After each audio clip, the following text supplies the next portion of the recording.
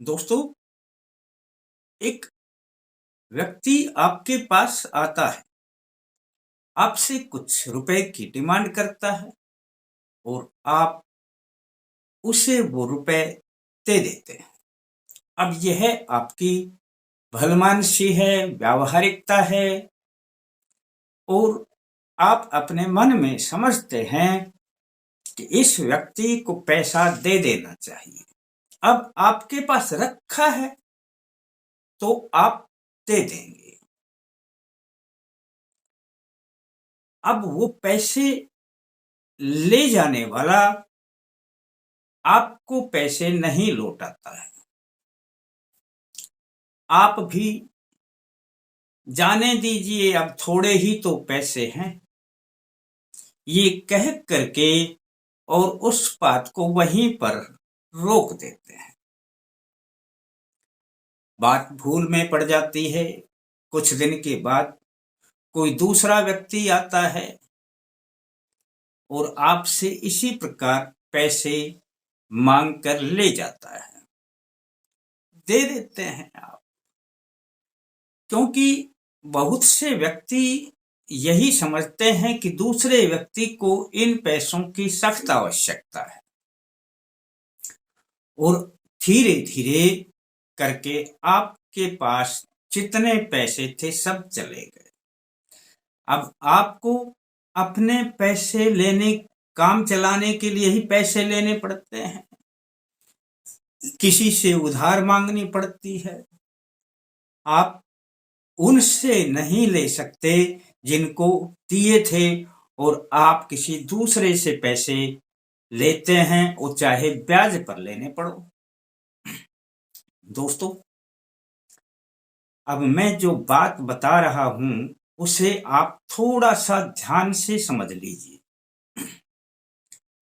मेरा कहने का तात्पर्य है, लक्ष्मी जी चलायमान है,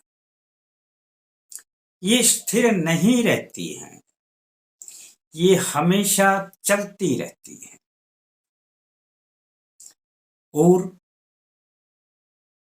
किसी ने भी इस लक्ष्मी को रोकने की कोशिश की तो वह लक्ष्मी उसने कितनी भी एकत्रित की हो, वह सारी की सारी कोई ना कोई रास्ता ऐसा बनाएगी, चाहे कोई बीमार हो जाओ, अकस्मात कोई घटना घट जाओ, घर में कोई स्थिति ऐसे पैदा हो जाओ, रिश्तेदारी में पैदा हो जाओ, आपका जितना भी ठहरा हुआ धन था वह सब चला जाएगा।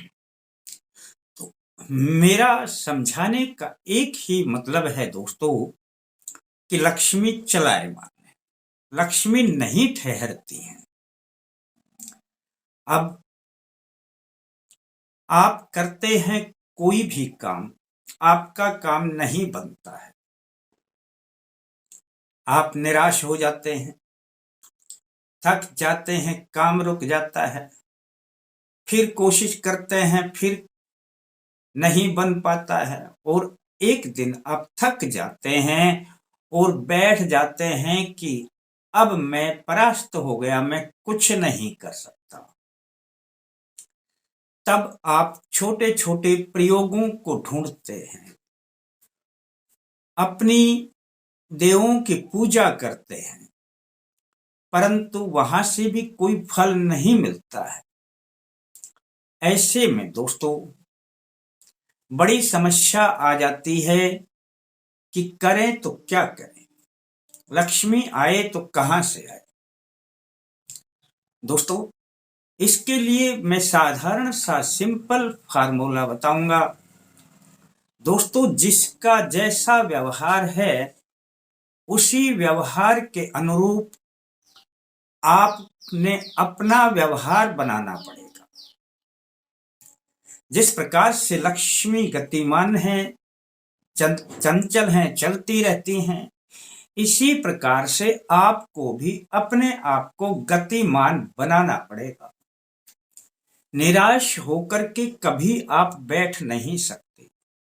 सबसे पहले तो आपके पास जो भी मैंने पहले बताया कि कुछ भी धन है उसे इकट्ठा करके ना रखें।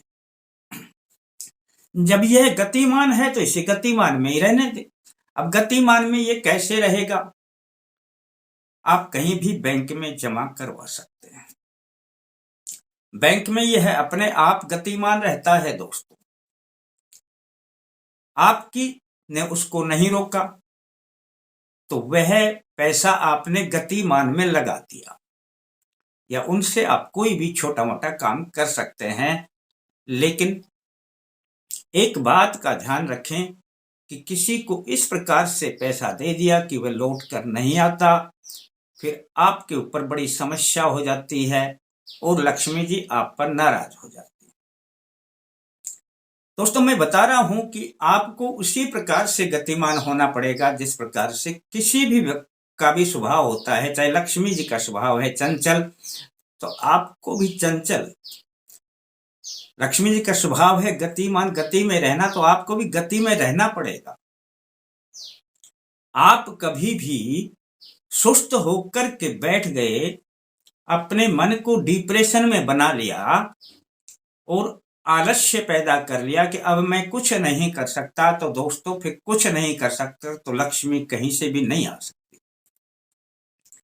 आपने प्रथम दृष्टांत में ही देखा होगा कि मैंने कहा कि एक व्यक्ति आपसे पैसे मांग कर ले जाता है। वह व्यक्ति गतिमान है, वह आया, घर से चलकर सोच कर आया कि मैंने पैसे लेकर के आने, उसमें गति थी, उसने अपना कार्य किया, उसने आपको प्रेरित किया, उसने आपको कोई ना कोई ऐसी बात में उलझा दिया आपकी प्रशंसा करके और आपसे पैसे मांग ले गया। वह गतिमान था और आप अपनी जगह पर सुस्त रहे और सुस्त जगह से पैसे गतिमान के पास चले गए। दोस्तों, आज के बाद से आपने यदि लक्ष्मी जी को अपने पास बुलाना है तो लक्ष्मी जी को सबसे पहले तो आते ही जो भी आए उसे अपने किसी भी खाते में जमा करें। अपने पास में इतना धन ना रखें, अन्यथा लक्ष्मी चली जाएगी, रुकेगी नहीं। दूसरे, अपने आप को हर वक्त प्रेरित रखें कि मैंने धन कमाना है, ये रोज सोचना है। सुबह उठते ही आपने बस यह बात 3 बार बोलनी है। दोस्तों,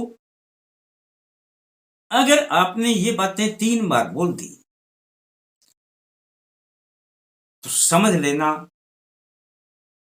आपके पास लक्ष्मी आएगी और इतनी आएगी कि आप संभाल नहीं पाएंगे। करके देख लेना दोस्तों। बस आपको गति में रहना है। जब भी आप सुबह उठते हैं, आप फ्रेश होकर के आराम से शांत चित्त बैठ जाइए और बैठ करके आपने 3 बार बोलना है, आज मैंने अपने पक्के इरादे से धन को अर्जित करना ही करना है। यह बात 3 बार बोलते हैं। आज मैंने अपने पक्के इरादे से धन अर्जित करना ही करना है, 3 बार बोलते हैं। अब 3 बार बोलोगे तो आपने अब एक बात का ध्यान रखना है कि आज मैंने धन अर्जित करना ही करना है, तो आप उस दिन जब काम पर जाएंगे तो आपके मन में सदा रहेगा कि मैं अच्छा काम करूं।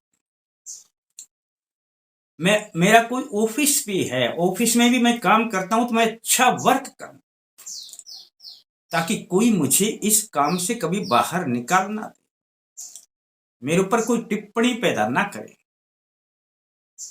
आपके मन में हमेशा जागरूकता बनी रहेगी और हमेशा आप आगे बढ़ते रहेंगे दोस्तों। यह शब्द नहीं, ये वाक्य नहीं, यह एक मंत्र का काम करेगा। आज मैंने पक्के इरादे से धन प्राप्त करना है। अब इसमें अपनी नीयत को साफ रखना है। ऐसा नहीं कि आपने छल से या किसी से पैसे उधार लेकर के या किसी से मांग करके आपने पैसे लिए। इस प्रकार से नहीं, आप जो कार्य करेंगे आपके कार्य में गति पैदा हो जाएगी दोस्तों। और जब यह मंत्र 3 बार बोलें, ये वाक्य, उसके साथ में इस मंत्र को आप 3 बार बोलें। ओम श्री विष्णु प्रिये चंचला लक्ष्मी नमस्कृतं दिने दिने। ओम श्री विष्णु प्रिये चंचला लक्ष्मी नमस्कृतं दिने दिने। दोस्तों, ये जो चंचला लक्ष्मी है, चंचल है, अब इसकी गति होने लग जाएगी और आपने पक्का इरादा किया है तो समझ लेना कि ये जो गतिमान लक्ष्मी है, चंचल लक्ष्मी है, ये कहीं से भी घूम फिर के आपके पास आएगी, रास्ता बनाएगी। आप अपने कार्य को ईमानदारी से करते रहना। यह लक्ष्मी जी का काम है कि वे रास्ता किस प्रकार से बनाती है।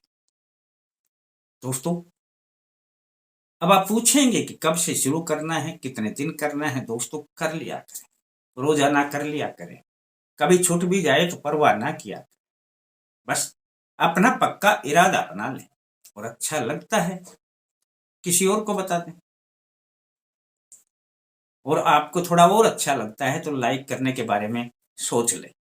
फिर मिलते हैं दोस्तों नए अंक के साथ। तब तक के लिए जय माता दी।